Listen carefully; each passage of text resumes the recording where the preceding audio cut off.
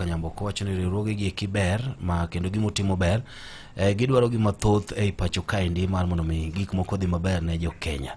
Ochiwo moko kuom foundations kata riwruoge aina gi kima bende chal gi gik motimo gi. To penjo ni to bende un gi paro moro kata be nyalore mar mondo mi riw gi gibed gimoro achiel mondo mi gibed gima duong' manyalo konyo joluo. Erokamano kuom penjo ma engineer Lazarus openjo, to mana kaka wasewacho earlier, foundations gi iyudo ka ji chako gi gombo gi lek mopogore opogore. Samoro ng'ato chako mare moro mondo o address weche mag pi, o mobilize resources mondo kel intervention e weche mag pi. Jomoko chako moko mondo kel intervention e weche mag health, jomoko chako moko mondo support weche mag pur. One marwa ni target was to uplift and hold hands back vijana through mentorship.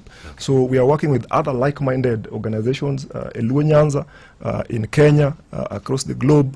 Mondo bedni wanyalo timo gimiluongo ni wanyalo synergize, wanyalo riwo teko mondo gikone nikech iwacho ni kidwa dhi mabor, kidwa dhi mapiyo to wuoth kendi, to kidwa dhi mabor to wuoth gi jowadu.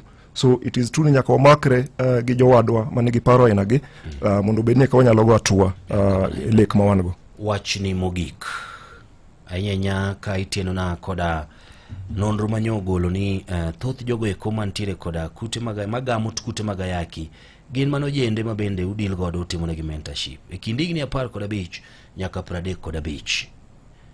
Wach mari mogik chuth. Erokamano Solomon, wachna mogik mokwongo adwa nagone Ramogi Radio.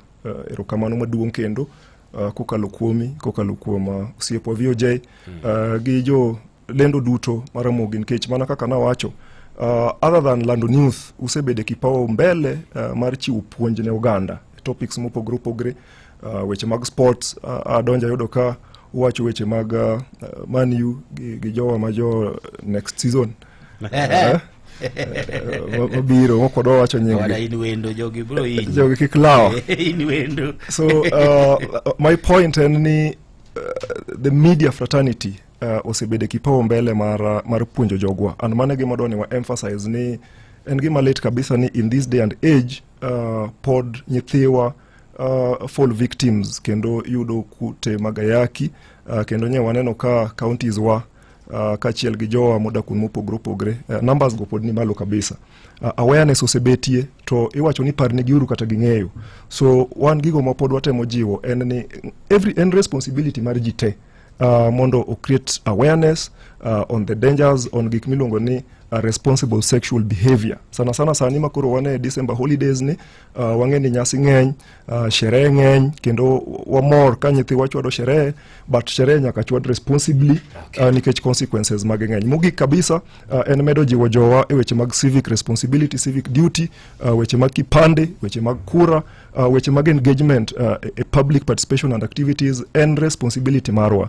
Nikech ok digdwar ni mondo sirikal obed makare kata telo bed makare ka in kaka vijana okiwuok oko mondo itudri kendo yud gigo mamiyo ibed achiel kuom jogo minyalo kwan. Erokamano. Social media uyudoru nade? Social media wane Facebook iluongo ni Okelo mentorship program, wan gi website kiyudo www.okelo mentorshipprogram.co.ke, kachiel wan nyaka gi various social